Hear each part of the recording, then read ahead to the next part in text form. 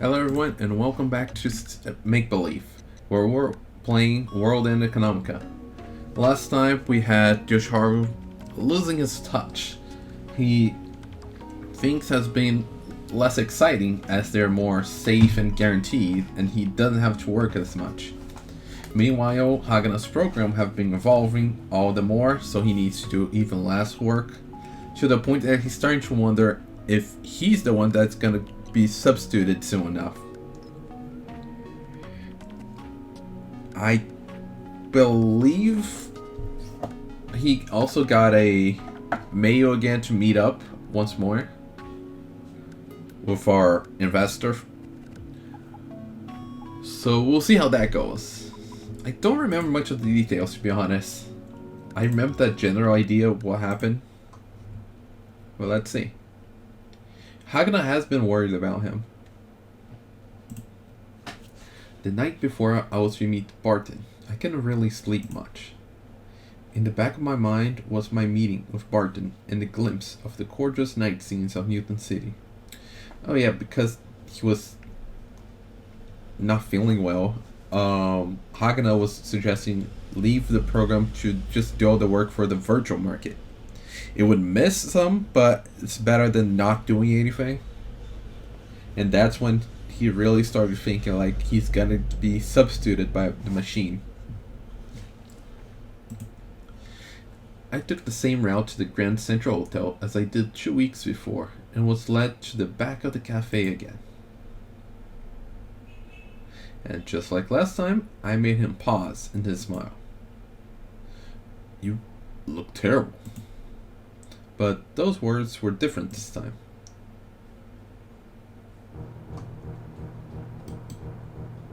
Okay. I completely forgot this music. It's fancy, it's serious. Like, especially the beginning, it sounds very much like a boss fight or something. And then it transitions to like a gala. Barton ordered me a hot chocolate liquor. When I drank it, I felt like I was about to cry uncontrollably. Barton set his massive self down across from the coffee table, with his elbow on the armrest and his finger at his temple. Of course, he was observing me, but I was obviously looking transparent to him. While I felt a little embarrassed, I somehow also felt a bit at home. Some people condemn people for being wasteful and extravagant, when those people say living was hard when they were successful. Suddenly, Barton spoke. Those condemnations are the words of losers who had never succeeded before. It's likely they don't understand that the world is like that.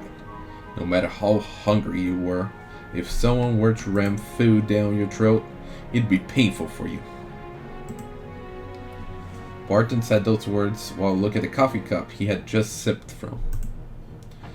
I saw your performance in the investment contest. How good or how bad the numbers come out sometimes depends on luck. Getting stuck isn't bad per se, but he burped and continued.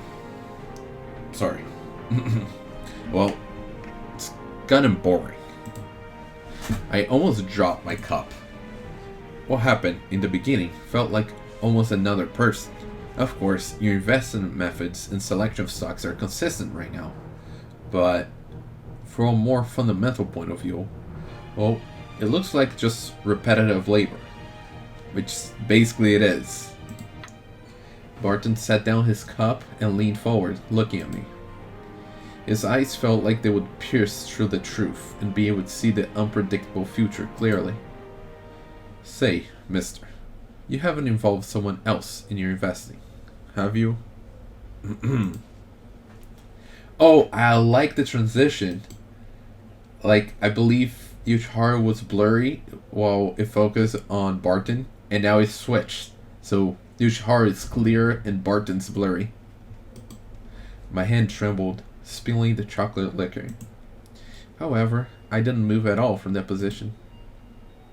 I just couldn't bring myself to say that I wasn't intentionally trying to hide it. However, if two people were involved in investments, then the performance would have resulted from two people. Yeah, that's what I was talking about earlier, before he met with Barton last time. Despite that, here was just me, by myself. Furthermore, floating amongst this boiling sea of profits, how much could I say I was responsible for? And with all my frantic efforts to prevent being replaced by a program, had they all simply eroded my current standings? I stared down at my cup, not being able to look up. Barton continued. Did you think I was going to ask you to bring this other person? What he said was exactly what I was worried about. It would have been a quant in any case, right? What? What does he mean by that? I looked up instantly. There wasn't an expression on his mature and dignified face like he'd eaten something bad. There was an expression, my bad. Look, I was right. Team me up with Math Geek Quant would do that. What? Hold up, let me reread that. Did you think I was gonna ask? It would have been a quant in any case, right?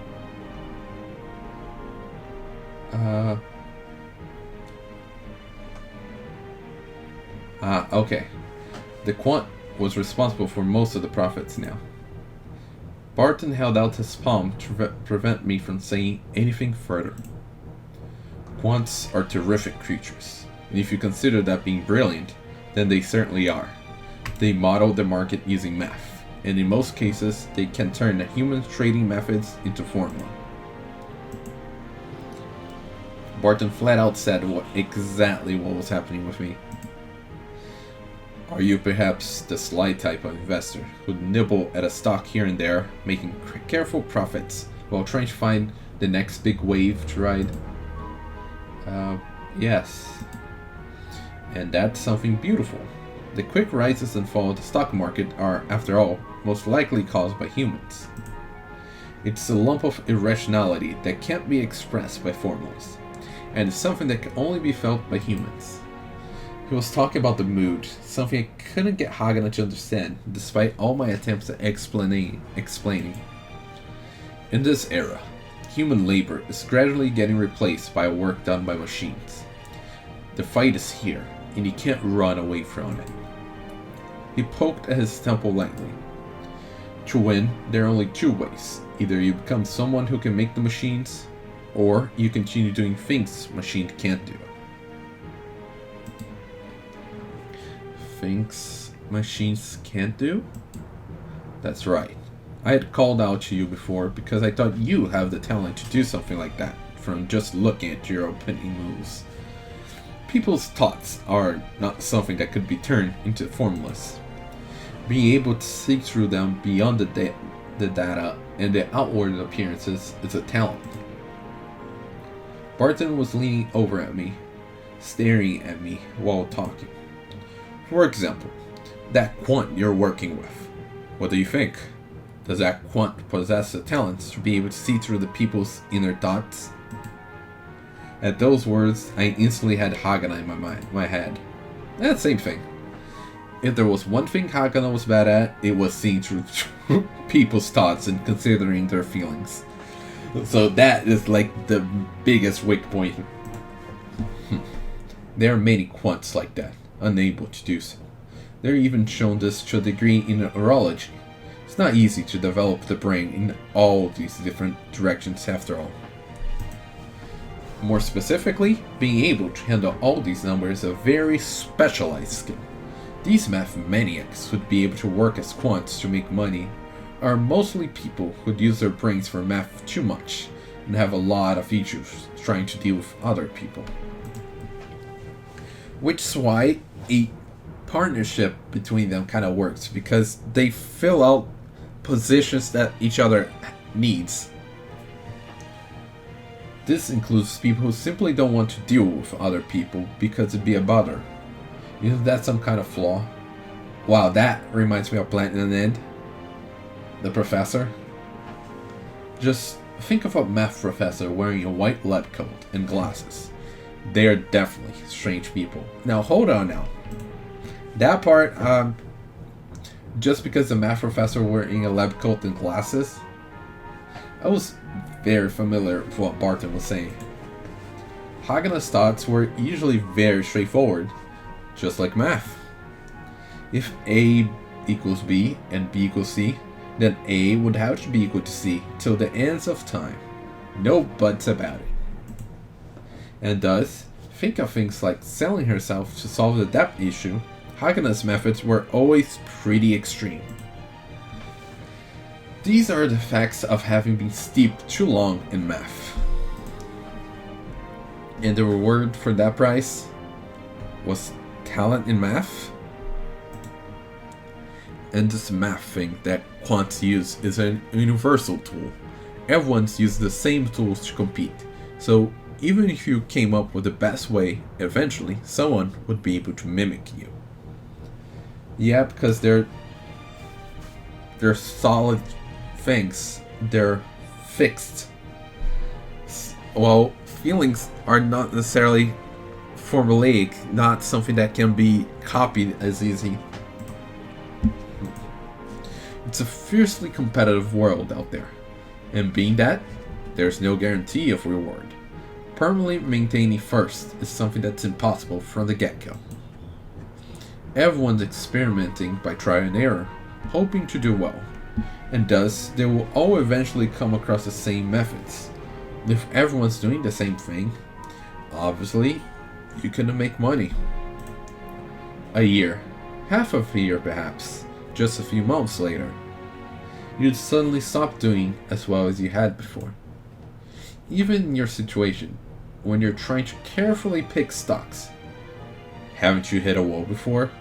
Catching the mood of the market and doing short-term trades outside of those highly volatile situations is the same as what a quant is doing, after all. I couldn't count how many times I had gasps. It was like being able to see everything in a new light from the sidelines. Maybe Barton had gone through all this, and that's why he is instructing Yoshiharu. Before I had teamed up with Hagana, my trade had suddenly stopped working as well. Even though I had been doing the same thing, I couldn't obtain the same level of performance.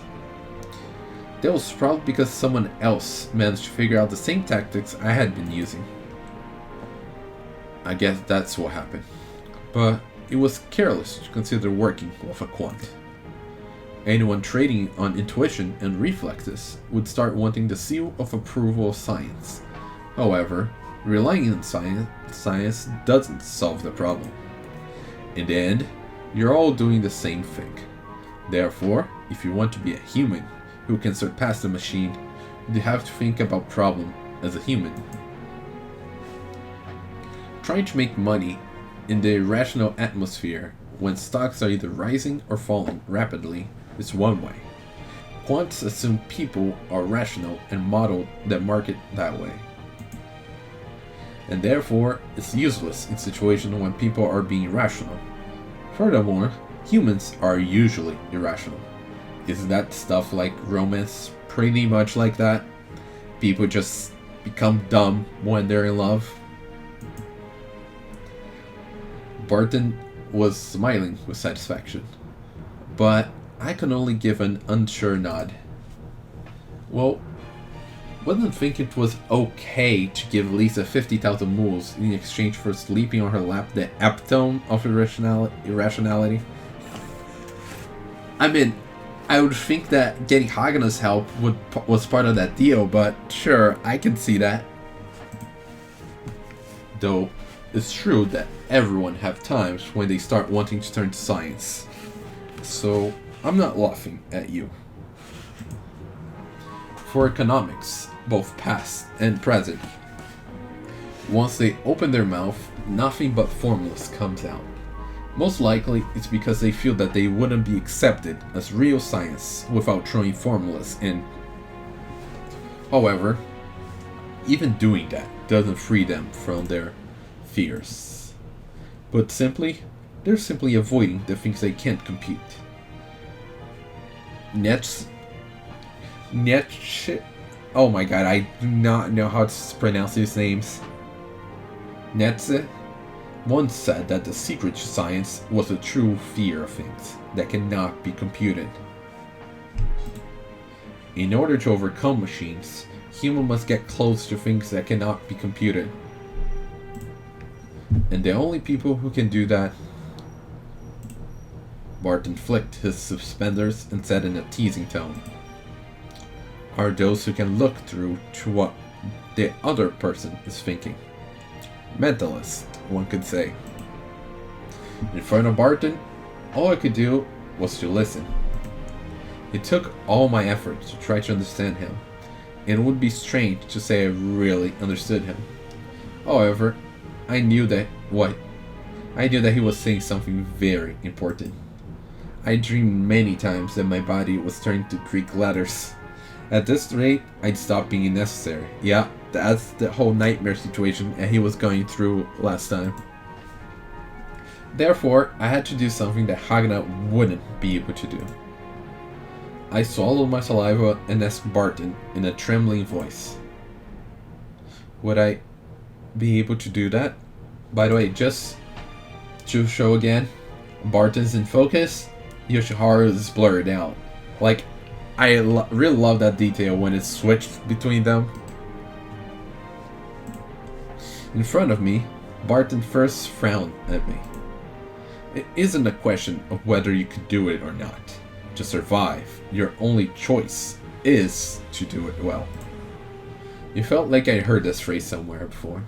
What a terribly powerful phrase, I thought to myself. I nodded slowly. Furthermore, I don't just idle around.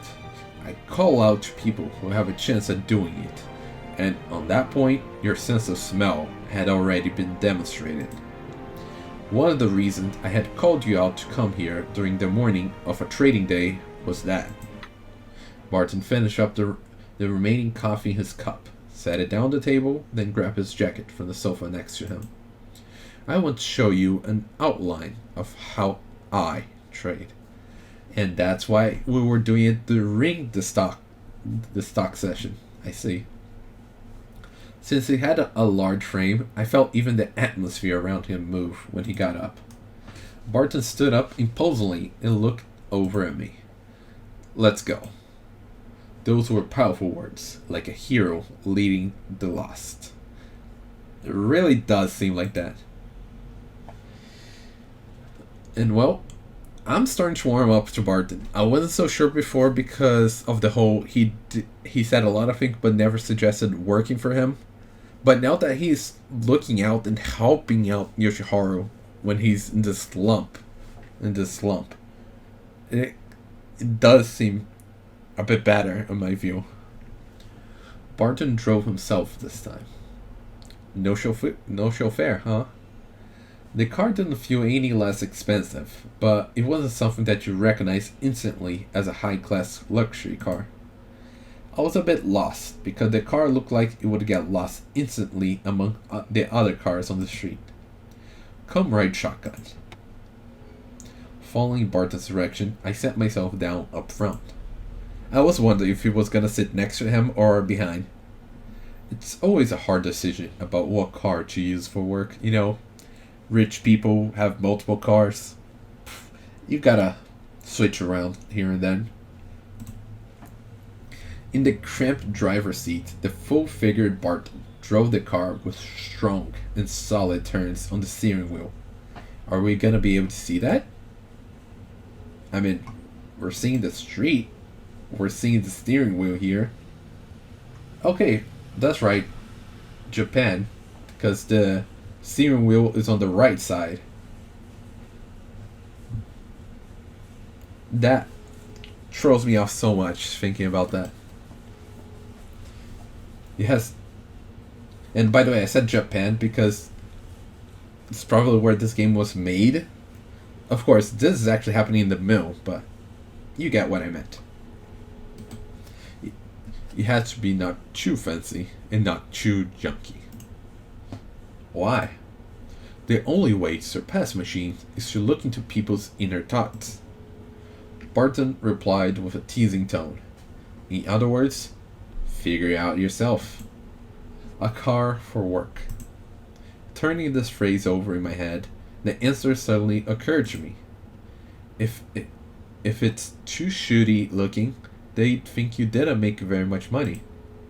Barton was the head of an investment fund. Customers entrusted money to the fund, and the fund would use that money and take a slice of the profits. If people weren't the type to entrust money to us while desperately trying to repay their loans, then they probably prefer entrusting their money to a fund manager in a luxury car instead of someone in a broke-down car. That's correct. And why shouldn't it be too luxurious? Barton replied without taking his eyes off the road. I frankly tried to come up with an answer. However, a clear reason wasn't coming to mind. It would perhaps make people hate you?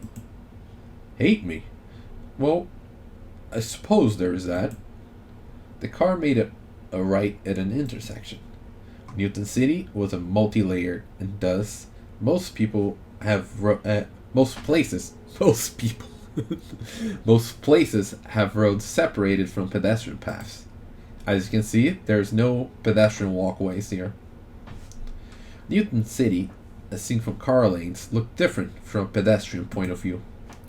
Actually, it's kind of a line of defense. Defense? Yeah.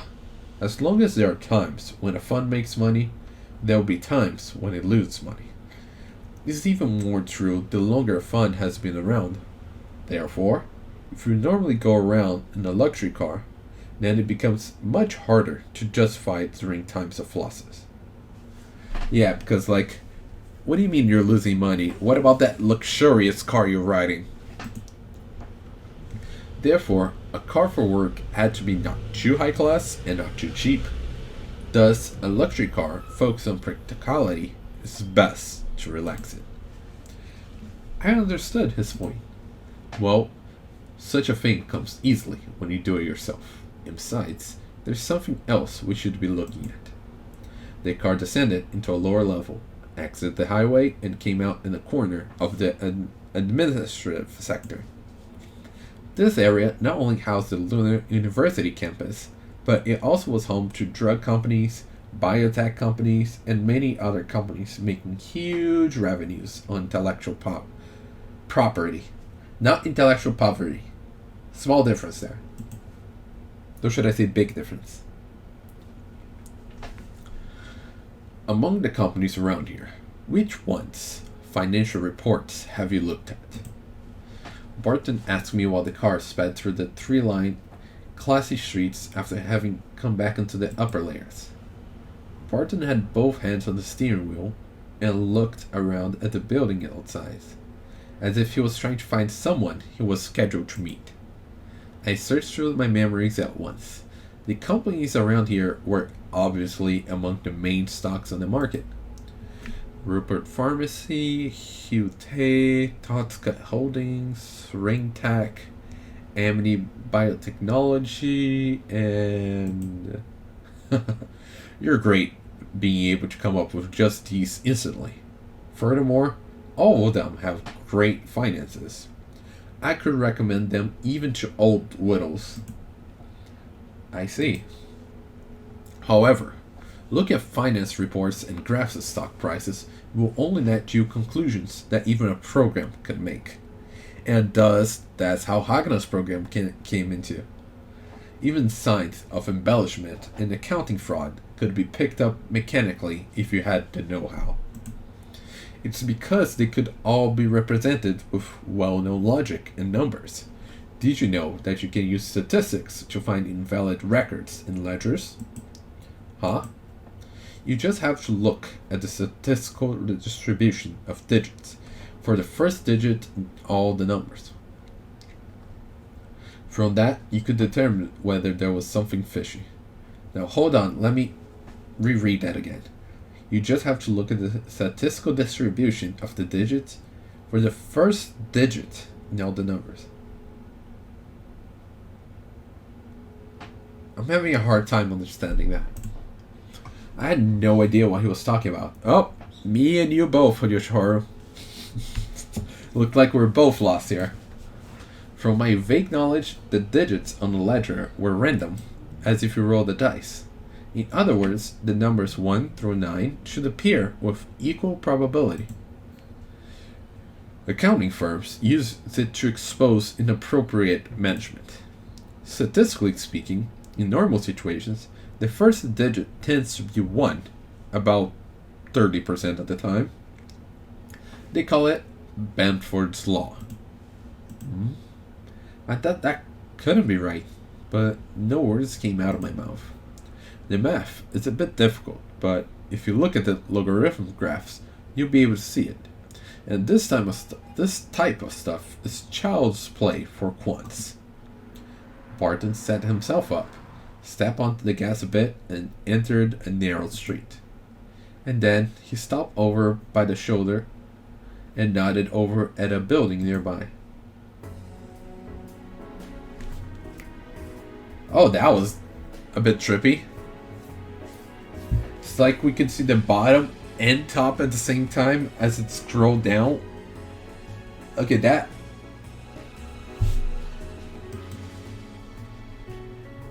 How many floors is this?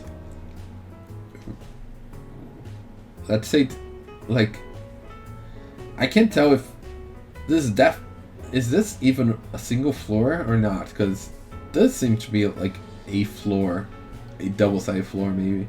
But then there's these windows, so maybe this is oh no, look at the side of the trees. Yeah, this is like a large floor. So I can't really tell if one is one floor, or if the floor takes up multiple of these. This is the building where RingTech is housed. Does it look magnificent? There's 12 floors underground, 53 floors above ground, and it took 1.5 million moles to build. Oh, thank you for answering my question about how many floors there were. So this is 53. Wow. And there's still 12 underground. A spanking new building finished just last year. You could feel it trying to paint itself as a big player in the market, tired of being called an up-and-coming biotechnology firm. It was also convenient being close to Lunar University, as well as the administrative sector. Now, Barton looked at me. There's a problem with the architecture. Huh? I wonder how such a building could have faults. There stood the glass-lined building in full dignity, a symbol of wealth and success. It was a top-class enterprise which had hit sales volumes of 11.2 million moles in its 12th year as a company. Looking over reference data from investing didn't turn up any problem. It was a prime example of a stock with constant growth well into the future. You should know that RingTech had its beginnings on Earth. It was located in Washington, and did you know its selling point was its freedom-filled corporate culture? Yeah. It was a venture set up by researchers tired of the top brass at pharmacy giant Pfizer back in Washington. Is that where the Pfizer vaccine was made? It was called a company where the management and researchers were the closest. A freedom-filled research environment yields results, and they made a big leap, patenting landmark advances in genome marking technology and bio-related test kits. It landed the big one with the gene therapy drugs, and came to the moon. In descriptions about the company, you'd always see the CEO in a white lab coat. Company cars were the same regardless of whether you were a normal employee or the CEO. The benefit package were generous. There wasn't much classism. It was a wonderful place. And why is he talking past tense? The way Barton put it, it felt like there was something suspicious, different from what was being said by the company. I decided to ask. So, it's not true? Outward appearance still appeared that way. But look at the top part of that building. I see. This is a bit larger than the rest. So maybe the top floor is a big one, like the bottom, like the lobby. Sticking his head against the car window, and he looked up and pointed at it. I also peered at it with him. Oh, that trippy imaging again. The top floor have a weird shape, don't they? Or is it talking about the flat top? We'll see. Yeah, a cross shape? Yeah, I guess the ceiling is cross shape. Yup, a terribly awkward shape. Once management starts feeling like they have special rights, most of the time new buildings will start getting distorted like that. Don't tell me. I ended up blurting out a line inadvertently. Barton chuckled with satisfaction actually. Having a design like that serves to increase the number of corner offices. It's because higher-ups don't like having office wedges between others.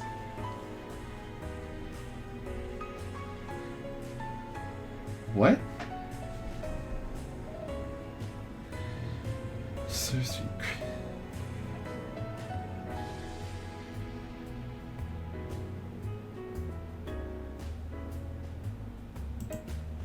Furthermore, on the second floor in that section, there's that place where it's all just one piece of glass, right? Yeah, this is the part that I was talking about. That's a special employee cafeteria. Of course, it officially doesn't exist. How does he know about the cafeteria? I looked at Barton, dumbfounded. I had to ask him why. Why do you know this if it's not official? Thank you, Yoshiharu's asking the real questions. Just point a pair of binoculars over there during the day, and you know. I see. Okay. I guess that was true, but were there really people who do that? Of course there were.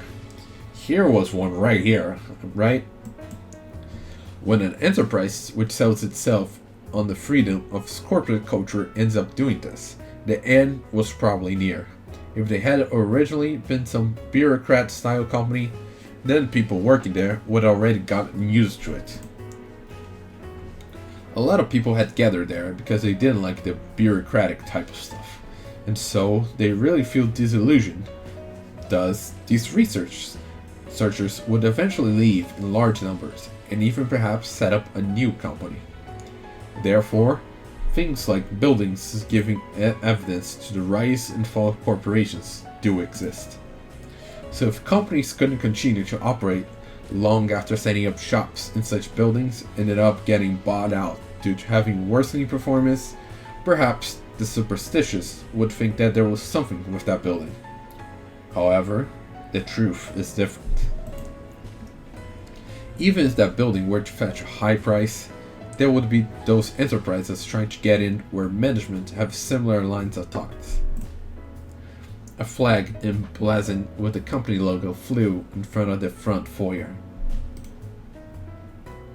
I don't see it. People entering and exiting all appear to be either hotshot business or talented researchers. There wasn't even a hint that something was wrong. However, now being told what I was told, the shape of the building surely wasn't natural. Furthermore, for there to exist a special employee cafeteria not known to the public, there had to be more lies and deception in the inner workings of the company. This type of talk would definitely not show up in the numbers. Once this actually showed up in the numbers, it would already be too late. Grasping exclusive information is a strength. I patiently await a chance to short sell among all the people idiotically trying to buy into the stock. However, without this information, I could only look at whether people were buying or selling and get information from other numbers. Once there were a lot of margins buying or short sellings laid upon the stocks, you'd end up with a situation where regardless whether it goes up or down, there would be a huge amount of change. If you misread it, well, I'm sorry for you. Made a gesture as if he were slitting his throat. It's true that when you're trying to determine what to do based on the market sentiment, in the long run, you'd end up 50-50. Even then, you have to keep your eyes peeled for hints and make a judgment based on them. I spend my days at work looking around at companies for patterns. Once I found a pattern, I try to figure out why that pattern exists. Most of the time, it would be reflected in the simple emotions of the people. However, this is work that definitely cannot be done by machine.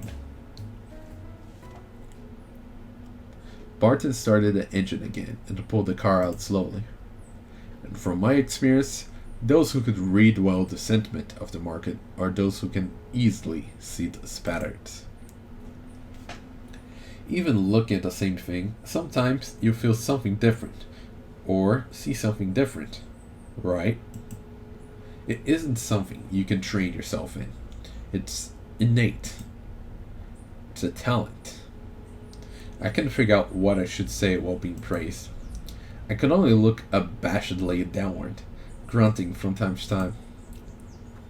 Well, what's left is the work of finding the right connections with people.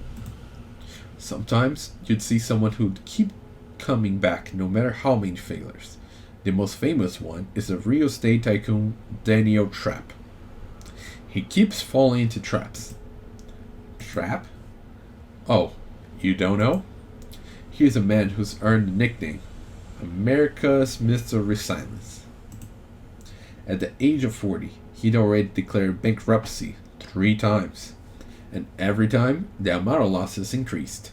The third time was a $1.2 billion debt, causing the company to founder. However, 4 years later, he bought a $900 million building in Manhattan, name it shamelessly Trap Tower, and made it a top-class commercial building. Why would such people exist? Was he a genius with finance? Well, there certainly is that point. He's a very extreme. He can grow money fast and lose money fast, I say.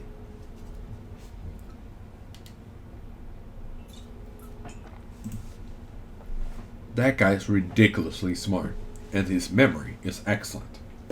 However, if he were really a financial genius, he wouldn't have gone bankrupt all those times.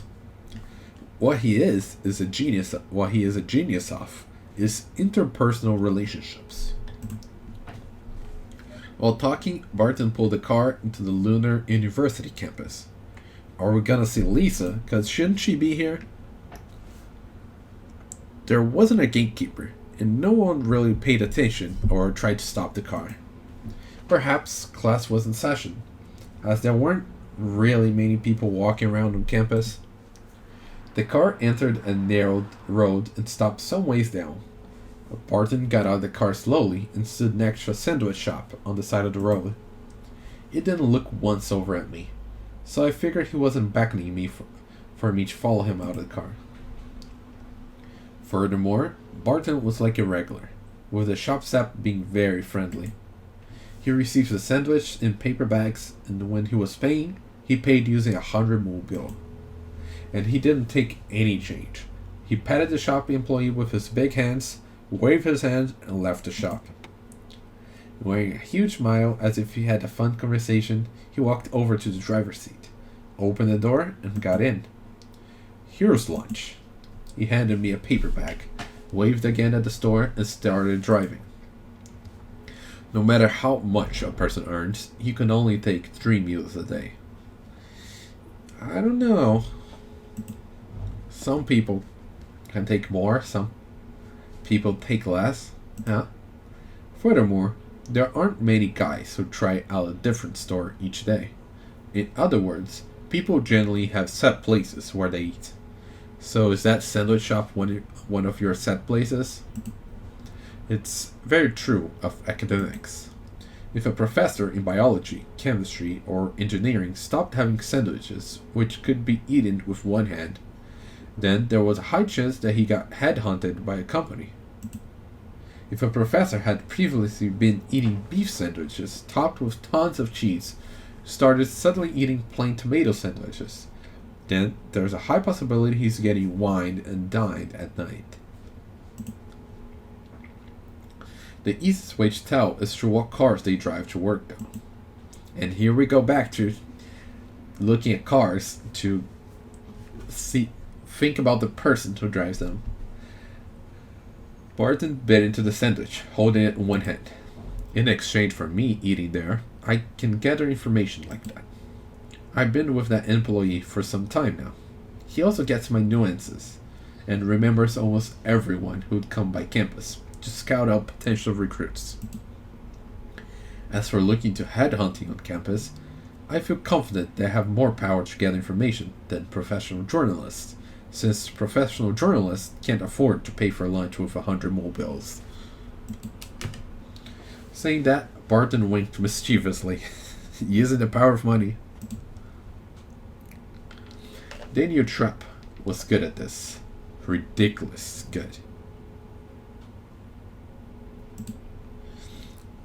And therefore, he gathers tons of information and exploits it.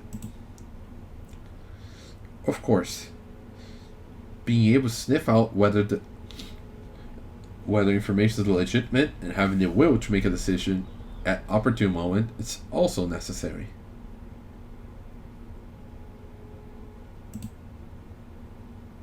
It's the same as in markets.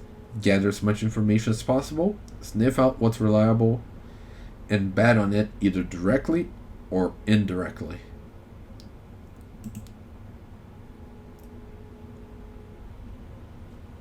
What do you think?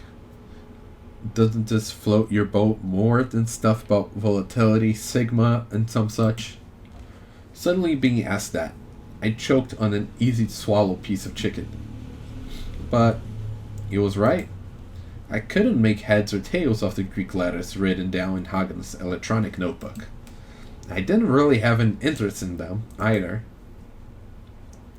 Traders who surrender to a quant's program will eventually leave the field because of psychological issues, just like Yoshiharu was having. He was in a bind because of that, and Barton's actually saving him. So props to him. Being able to tell whether a coin is heads or tails is a special privilege reserved for humans. The day one bequeaths that right to a machine is the day one stops being a human. I had nightmares of my body turning to Greek letters. That really was what Barton was talking about. Open your eyes and see the world. Things human touch must involve human thought in some way. The car stopped at a light. Barton, while still looking straight ahead, spoke. Would you like to do some real trading instead of playing with numbers? Well, when I was about to answer, the car started moving. Barton continued looking straight ahead, not saying a word. The side of his face strongly showed something that made me feel that he was a human. If decision is a right reserved to humans, then only I had a special right to decide about Barton's proposal. However, I don't trust quants, and I don't think it's in your best interest to do so either. He turned the wheel and headed the car towards the suburb. I think it's best if you two parted ways. Barton said it out straightforwardly. Parting ways with Hagana? I tried to imagine the situation. I'd be liberated from the program and start as a member of the financial district. And furthermore, I'd be by Barton's side.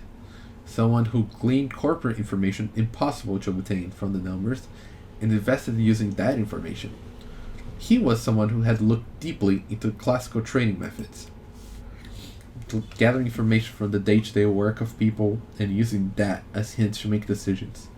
It was something that machine definitely couldn't do. My beloved Moffat films and war films were exactly like that. In these films, there were principles one must follow and practicalities that one must consider. Furthermore, there was this thing called experience. I had a feeling I was trying to look at people's true thoughts by looking at the movement of stocks. However, Barton gathered information from a much more fundamental source and made decisions based on it. It was, to put it bluntly, so cool. It was a bit mundane, but it was the most down-to-earth investment method I could think of. Anyway, to determine the presence of that special employee cafeteria required the use of surveillance through binoculars. If they were futile, then I felt that anything would be futile. My dream was to collect humanity's wealth and embark onto undiscovered territory. It definitely wasn't just to collect up nest eggs from people in poverty and help them pay back their loans. However, I had forgot about my goals for such a long time now. But I had an obvious reason for being hesitant. It was Hagana. I was wondering about whether Hagana would be able to continue doing well if I were to leave. The program was obviously working. However, if Barton's words were correct, then eventually it stopped working. And then she and Lisa in the church would come across an impasse. I trusted that Lisa was an adult, but I felt like something was missing from her, and her ability to struggle on was weak. And that went without saying for Hagana, as someone that looks up to her. Furthermore, even if I were tormented by Hagana's program, I wasn't tormented by Hagana herself anymore. Hagana had even started to worry about my health. Yeah, I was pointing that out. She wasn't a bad person. In fact, perhaps she was just too honest of a person, if anything. I obviously couldn't just throw away someone like Hagana like that. Could you give me some time? It took all my effort just blurt that out. He was a rich magnate who'd garner respect at the Grand Central Hotel. Normally, he wouldn't even talk to a kid like me. It was fortune smiling upon me. An unbelievable amount of luck. However, I had no other option but to say that. Of course. Barton had answered me immediately. The car eventually reached the 6 outer section. I got out of the car at this point and said my thanks for today. He didn't make this passionate farewell scene like last time, but at the end, he smiled at me from the driver's seat. See ya. That way of parting was really awesome. I looked at Barton's car until it blended in with the other cars, then started walking back. I understood the principles under which I operated. My goal was also clear as day. Therefore, I knew the solution to my problem. I trudged along the church. It looked like time was little past 2. It was a time period where I'd get scolding from the police if I started loitering around. I wasn't really feeling it, but I heaved a big sigh and bounced from rooftop to rooftop until I made it to the church. Therefore, it was by chance that I managed to see it.